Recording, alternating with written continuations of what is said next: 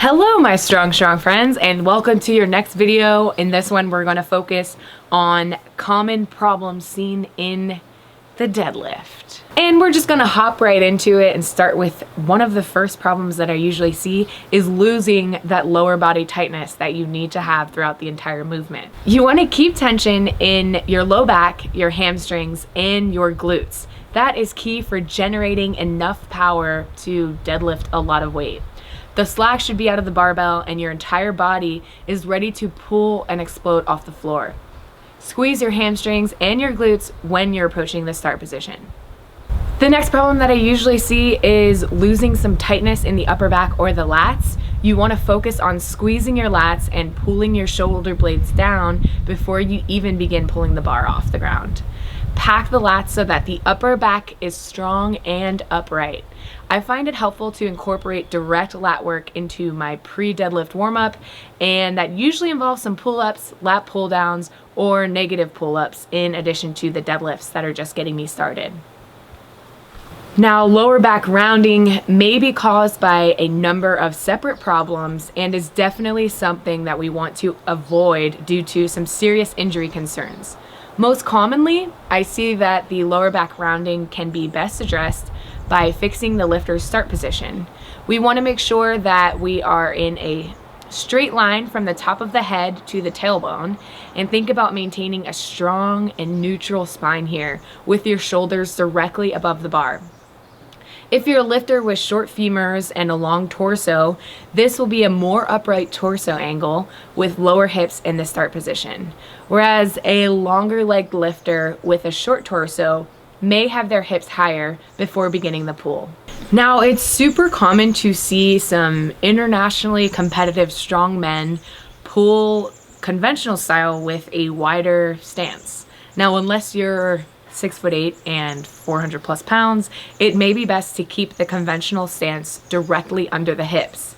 This position is typically the foot width similar to what athletes would get into when they attempt for a max height jump.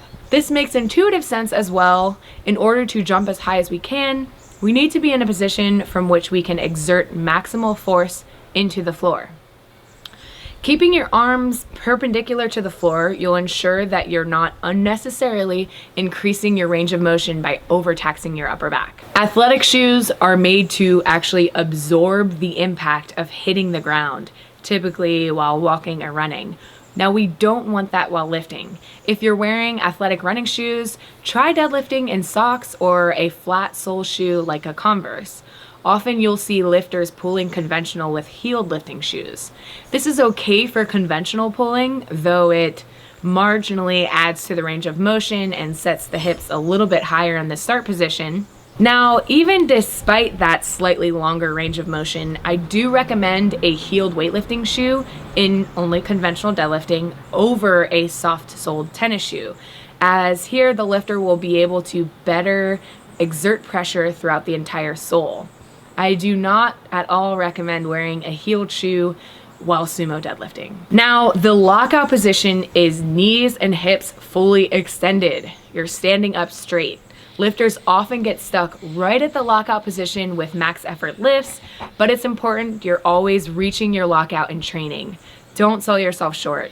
You'll often hear me or other coaches yell, hips, hips, hips, when a lifter is pushing through to finish the lift, and that serves as a reminder to squeeze the glutes and actively drive the hips forward so that you can complete the rep. In addition to locking out, it's important to remember that when the hips and knees are locked out, the lift is over.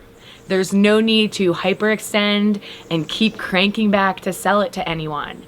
Cranking back can result in an unnecessary injury or strain on the low back with zero benefit. And sometimes in meets, it could result in a no lift, as hyperextension of the hips and back often comes at the expense of soft knees. If you find that your hips are shooting up before the upper back when you start to pull, it may help to start with hips set a little bit higher before approaching the barbell.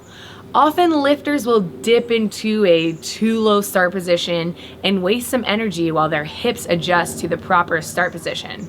Avoid this by initiating your pull with higher hips to begin with.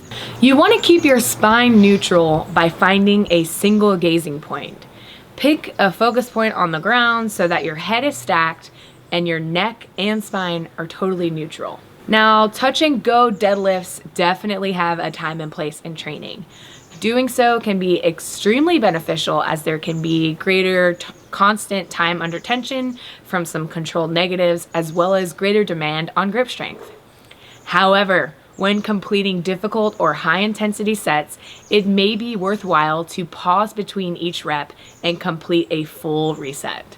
Continue to lower the bar with control, but once the bar meets the floor, let go of the bar, reset, stand, and then go back to the barbell for the next rep.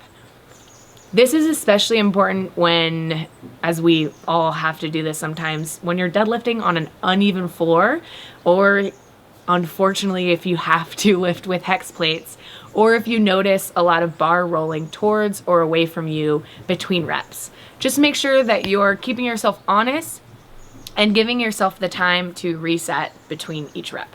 And that's all I have for you guys. Thank you so much for watching this video on some common mistakes that we often see in the deadlift. Let me know what you guys think. If you have any more deadlift questions, be sure to comment them down below and I'll get to them. I hope that you guys are enjoying. I think we're almost halfway through. Are we halfway through the program by now? If so, that is great. You've made it halfway. You might as well finish. Keep staying strong and I'll see you guys in the next video. Bye.